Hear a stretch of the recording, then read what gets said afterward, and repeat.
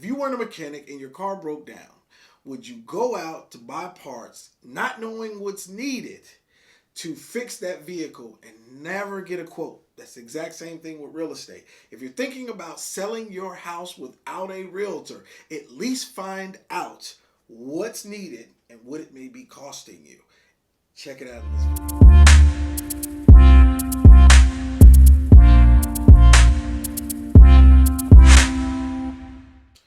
What's going on? Dr. Adrian, Agent aka Dr. Real Estate Jax, Seaver Realty here in Jacksonville, Florida. If you're new to my channel, please like, subscribe, hit the bell notification as I try to put out 2 to 3 videos every week to educate and entertain a little bit and let you know what's going on in the real estate world. Make you more knowledgeable. So today I wanted to talk about for sale by owner, FSBOs, right? So I see a lot of people and you drive past them all the time, for sale by owner, sign in the yard. And I wanted to kind of speak to those people and say, hey, what if I can convince you that you make more money by using an agent than you would by selling the property yourself? And I understand that 63% of for sale by owner sales happen because a person does not want to pay commission.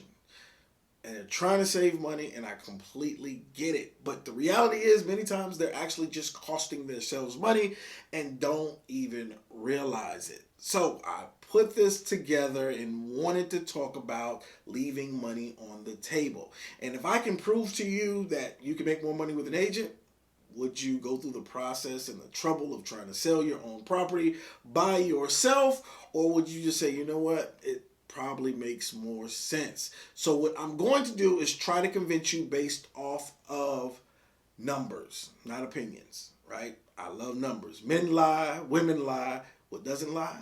Numbers. So I'm going to put a lot of numbers out there at you today, and I'm going to show you that you're probably costing yourself tens of thousands of dollars just by trying to sell your property yourself and missing out on money. So the first thing we're going to do is we're going to go to NARS, the National Association of Realtors website. You will see that the sales price for a homeowner selling on their own versus the sales price for homes sold by an agent. The data shows that in 2020, FSBO sellers sold for national averages of about $217,000. Wow, same type properties in the same type areas that were assisted by an agent. The average was $295,000. Now, listen, that's $77,000 difference. While there isn't a fixed commission rate for real estate agents set by any official organization, most homeowners factor in a standard 6% agent commission. So I know what you're thinking, man, I could save that 6% and put it back in my pocket. Okay, so obviously you still think you're saving 6% by putting it in your pocket, but after everything and put in perspective, you'll see that you're actually losing money. Let's just say you put your home on the market, right? You decide to reach out to a realtor and say, okay, we're going to list it after looking at the comparables for $295,000, the exact same amount that you would get with a realtor versus you listing it yourself. All right. So that 6% works out to only about $17,700. $8,850 would go to the listing agent. $8,850 would go to the buyer's agent.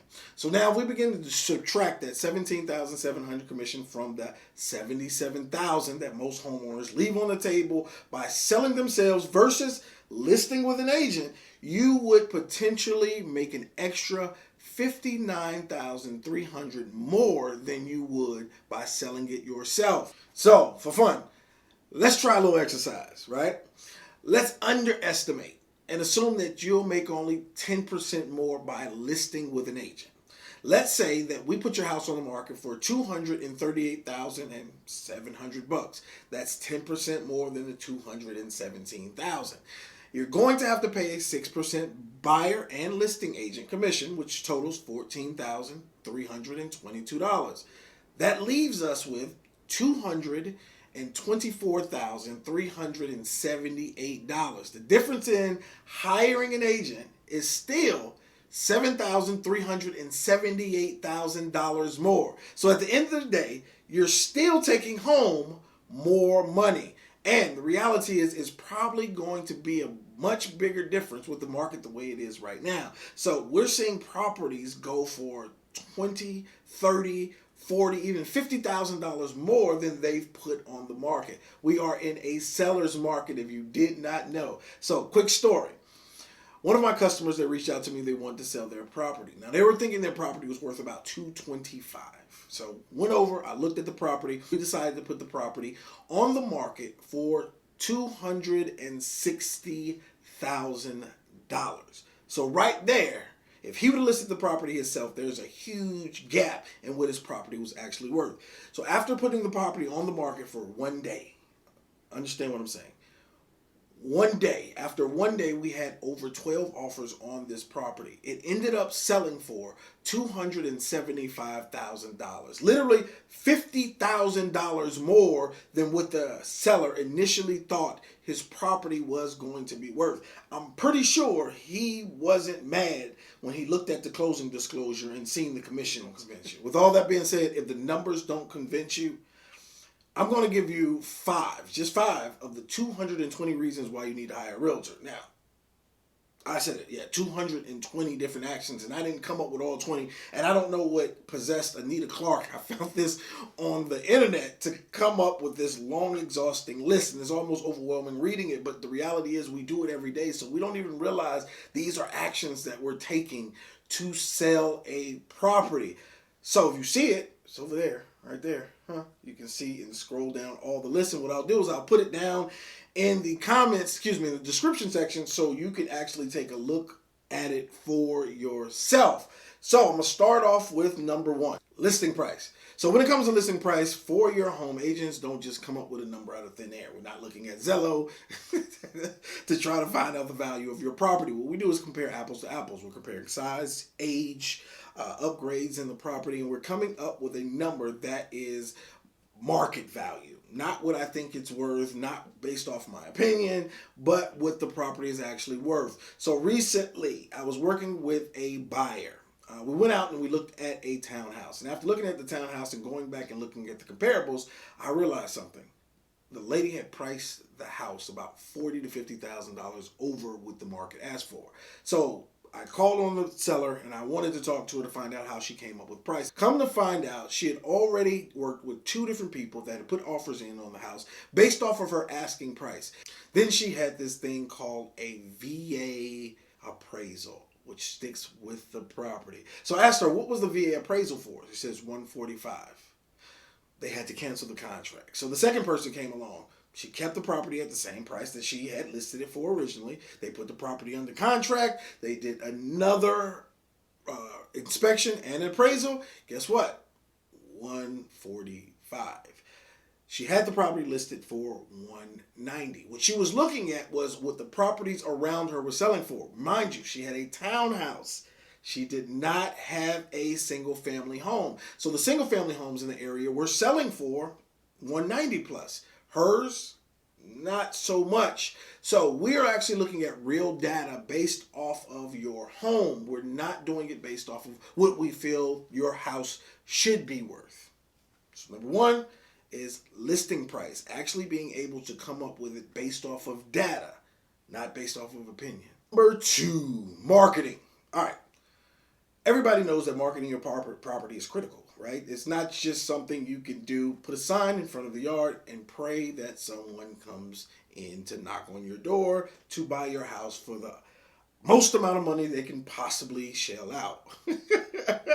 So working with a realtor, first thing I always tell people is we have to get professional photos and video to market your property properly, right? Because we want only the highly qualified buyers that want your house to come in that door, that are already pre-approved, ready to go, finances in place, and can buy that property. So if you're not using social media, and I don't mean just posting on your page and posting in a couple of groups, using it in a way where people are actually interacting and engaging or expecting your content. I'm pretty sure you've posted something on Facebook or Instagram before that you thought was amazing and got 2 likes. It's happened. I know it has. And it made you so mad. You wanted to post it 3 or 4 more times.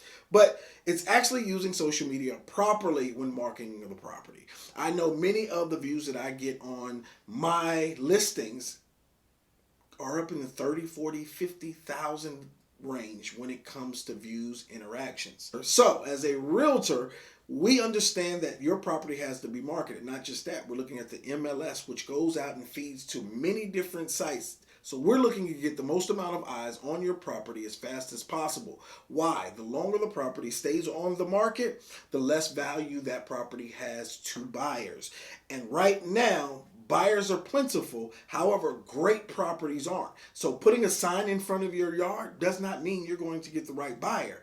Number 3, negotiating inspection results. Now, this is when it begins to get a little bit hairy, right? So the inspector comes in and there's going to be a long inspection report. There's going to be red marks and yellow marks and green marks. And guess what? That buyer's going to say, I need you to fix this, this, this, and this for me to even buy that property. Now, you feel kind of frightful at times. Now, I understand sellers do, because they feel like they have to fix everything that's in the house or on the inspection report to sell that property.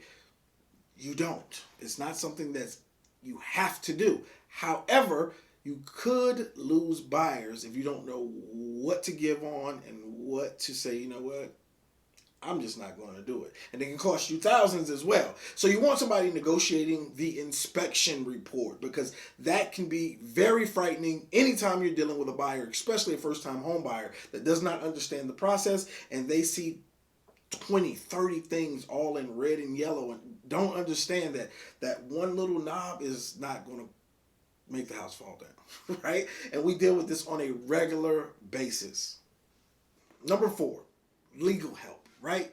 Let me put this first before I even say it. Right here somewhere, I am not a lawyer, right? I am a realtor. I am not a lawyer. Because someone's going to say, well, Adrian said, no, this is not legally binding advice. However, us as realtors, we do understand legal ins and outs of selling a home. And we understand the documentation that is necessary.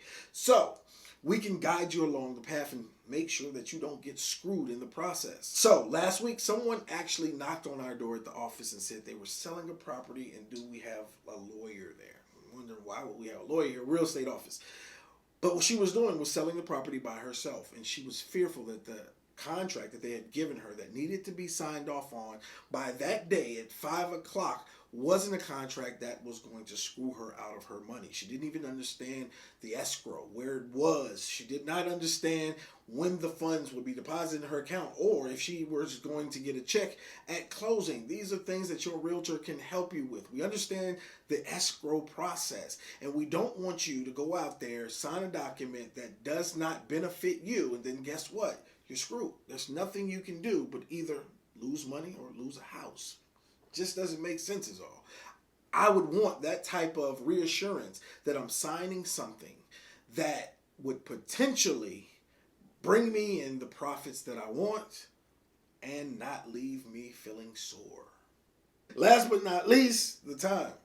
Now, more than likely you're already busy with family, with work, bad kids, dogs, gerbils. I don't know what you do. But do you really want to add more time to what you're already doing? And I'm not talking about 1 or 2 hours. I'm talking about upwards of 50 hours on a property, phone calls and paperwork. I mean, it gets crazy. So how much is your time worth?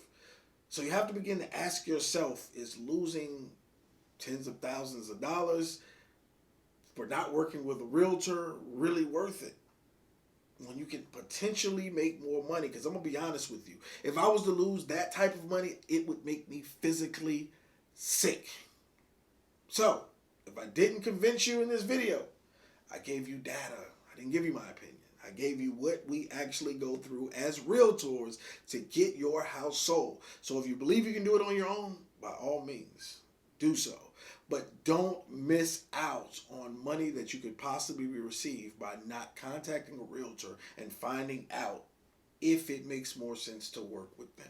So that's it. Dr. Adrian A. Gentry, Dr. Real Estate Jax. Hey, if this video gave you any value at all, please like, subscribe, and share with someone else. And please be on the lookout. We're going to have more content dealing with sellers, showing you the ins, the outs, some of the tips, some of the things you should upgrade, some of the things you shouldn't upgrade. So until next time, be great and choose excellence at everything you do.